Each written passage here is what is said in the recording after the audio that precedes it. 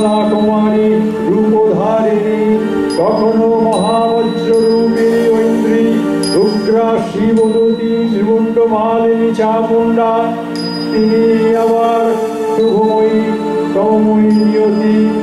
এই স্বর্গ প্রকাশমানা মহাশক্তি পরমা প্রকৃতির আবির্ভাব হবে সপ্তলোক তাই